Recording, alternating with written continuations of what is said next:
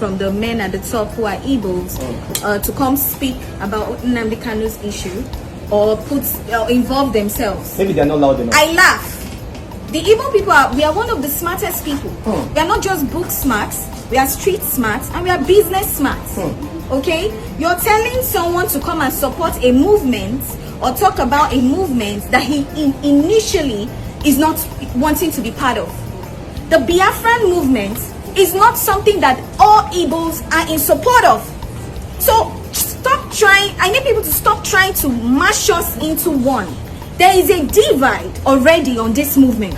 Before IPOB, there was Masob. How did Masob run their agenda so peacefully? But when it was time for the IPOB, we are having chaos. The East is not what it used to be. We can't travel anymore. The UGMs are in play. The ESN are in play. My state is in shambles because I am from the same state as he is. You can't come out on Mondays anymore. You move, you get killed. Why is nobody saying anything about that? We are more worried about one man who put the whole of the East in disarray for doing the wrong thing. There's tyranny, there's treason. Are we going to advocate for a tyrant? You want a cessation, you do not go about it the legal way, and you put everybody's lives from the East into problems, and then you want us to stand behind violence?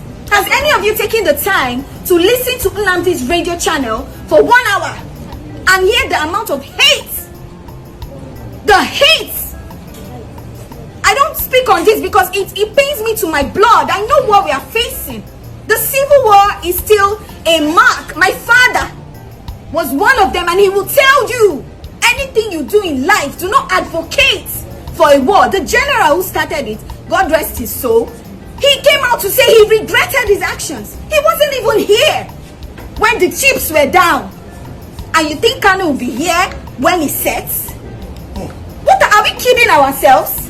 What are we saying? We are not, there are a lot of us not in support of the movement, and that's facts.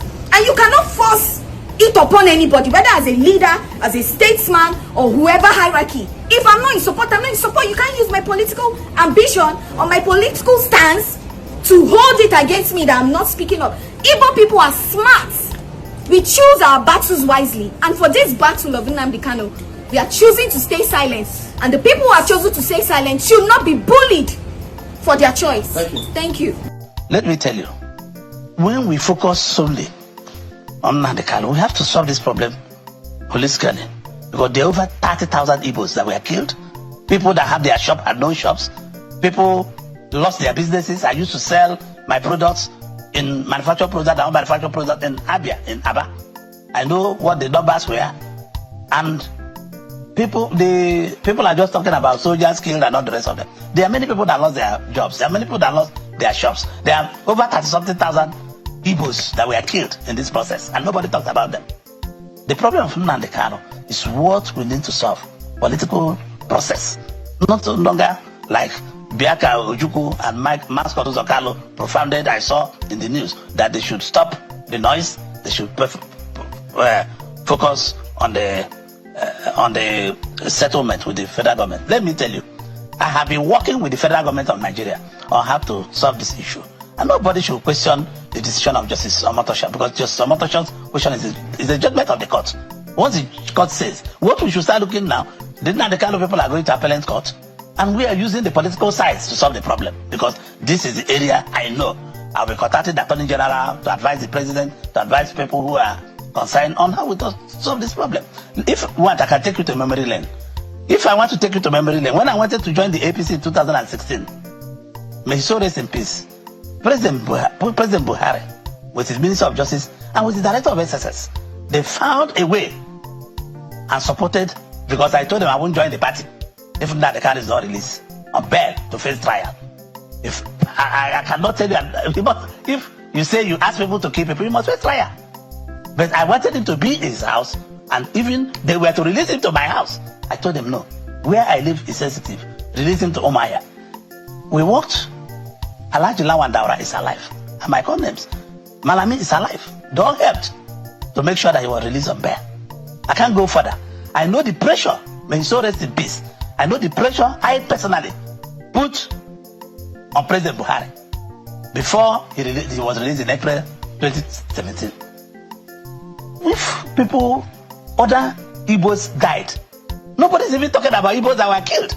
Nobody's talking about people that own shops that are no longer working. I have my mother's friend that has a rice shop. The woman who owed my mother about 4.2 million naira. They ransacked the whole shops and the woman went bankrupt. And nobody talks about it. Or the police officers that were killed. Oh, no, not because they were mentioned in the court. The court never mentioned 30,000 something Igbos that were killed. The court never mentioned about people that lost their business and ran away from their villages. It's not something, let me to go emotional here. Because it's not something anybody can discuss. A lot of Igbos were killed, Chong. A lot of Igbos were killed. If you don't know it today. Let Igbos stop being emotional. I want us to settle down and go on our knees and find a way that a man can be released. It's part of my job to do it. Is it possible that Nnamdi Kanu can take responsibility of the course of action or whatever happened? Well, I don't know. I'm not him. I know my discussion. I promised President Buhari. I know my discussion with me and Nnamdi Kanu. I was the first that saw him in 2016. I was the first that saw him when he came from Kenya. I know my discussion with him.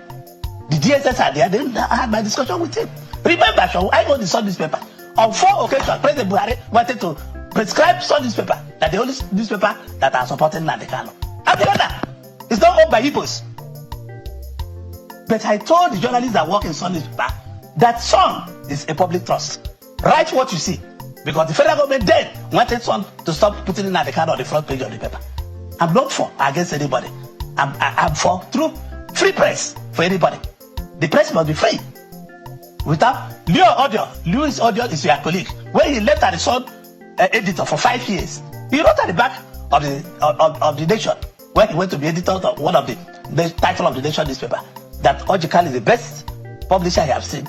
I never asked him to subtract. If you ask Femi Adesina, he will tell you the same thing. If you ask Eric Osage, Tony Oyeba, all the people, so recipes, they will tell you. I have never interfered on the newspaper. Give me a moment.